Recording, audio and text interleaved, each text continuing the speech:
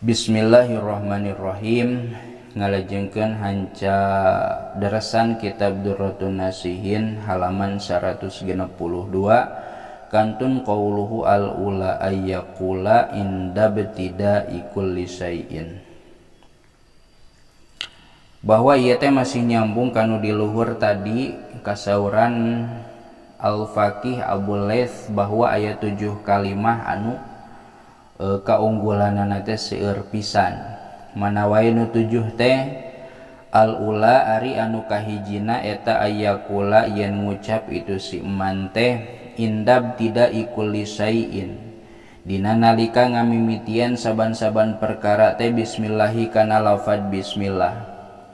Anu kahiji kalimah anu seueur kaunggulanana teh nyaeta nalika rek ngamimitian hiji perkara tangtuna lain kamaksiatan maka dimimitian ku bismillah. Rek dahar bismillah, rek nginum bismillah, rek ngonten bismillah jeung nu sajen-sajena.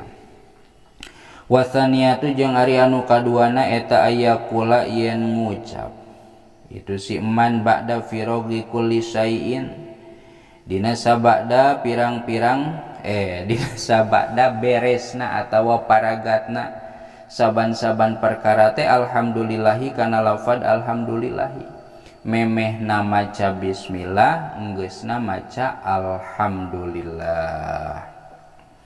Wasalisatu jeung ari anu katiluna eta idza jaro di mana-mana berjalan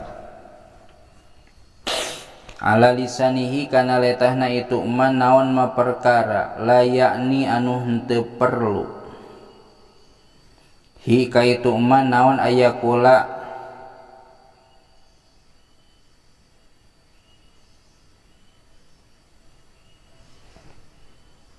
kela idza jaro ala lisanihi ma la yaknihi ayyaqula gitu.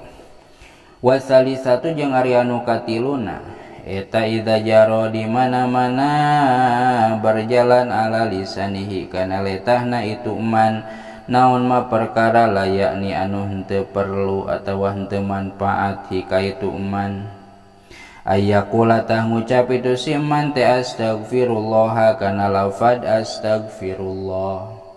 Lamun letahna kasalahan kaceplosan ngucapkeun kana perkara anu teu manfaat bahkan kurang manfaat beh ditu nama maka eta jalma teh sok ngucapkeun astagfirullah. Mun ngobrol teh manfaat astagfirullah geuning urang teh kalah ngobrolkeun ieu. Wa rabiatu sareng ari anu kaopat eta idza aroda di mana-mana ngamaksud itu jalma fi'lan kana hiji pagawean wadan dina poe isuk ayyaqula kana yen tah yen ngucap itu jalma teh insyaallahu kana lafaz insyaallah. Enjing damelnya di abdi insyaallah, enjing damelnya di abdi oh pasti teh kirang sae nya ucapkeun insyaallah. Wal khamisatu sareng ari anu kalimana eta idza staqbala di mana-mana madab alias nyang hareup ilaihi ka itu man teh naon fi'lun pagawean makruhun anu dipikangewa ayyaqula ta sok ngucap itu si jalma teh la haula wala quwata illa billahil aliyyil azim.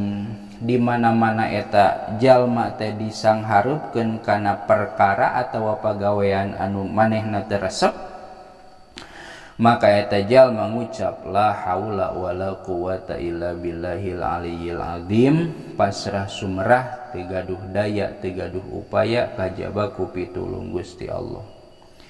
Wasadisatu sareng ari anu kagenepna eta idza sobat di mana-mana kena huka itu iman teh naon musibatun musibah ayyaqula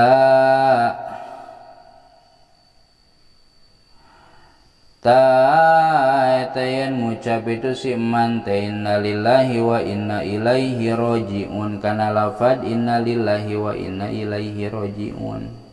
di mana-mana kamusibahan naon we musibah nama keur ngored parangna potong innalillahi wa inna ilaihi rajiun. Keur numpak motor ujug-ujug di kosewad innalillahi wa inna ilaihi rajiun. Keur lempang ujug-ujug di soledad innalillahi wa inna ilaihi rajiun. Aya nu maot innalillahi wa inna ilaihi rajiun. Tadi urang mah nu ngabudaya teh kakara aya nu maot wungkul. Bari eta ge kadang masaka naon sapotong. Innalillahi sakitunya tamatkeun. Genep 7 wasabiatu sareng ari anu katujuhna eta la yazalu teureun-eureun kamana fa'ilna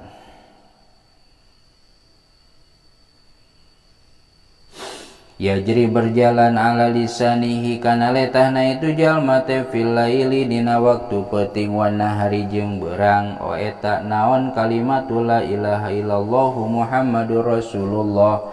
Lafaz la ilaha illallah Muhammadur Rasulullah nomor katujuhnya eta salagi jalma nyalse bahkan mun bisa mengusahakeun lobakeun ngucapkeun la ilaha illallah Muhammadur Rasulullah. Di dieu mah bahasana teu eureun-eureun. Nya maksudna mah lain ngucapkeun ieu wungkul nya lain ngucapkeun ieu we terus dibaca. Nya maksudna mah mun aya waktu atawa lamun kira-kira mun dipake ngobrol teh kalah teu manfaat sok ucapkeun la ilaha illallah Muhammadur Rasulullah. Jadi kesimpulanana ieu nu 7 kalimah teh kaunggulanana tadi dibejakeun intina mah bakal bagja.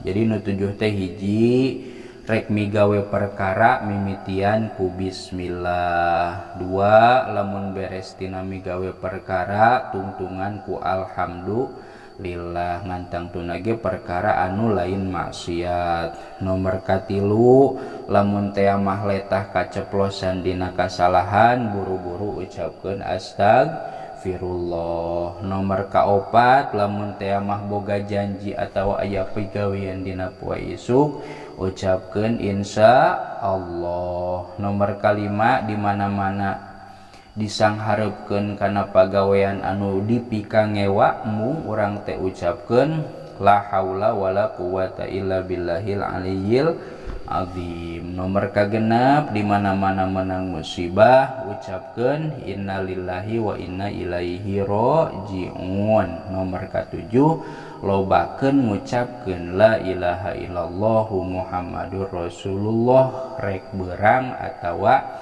peuting. Min tafsiril Hanafi.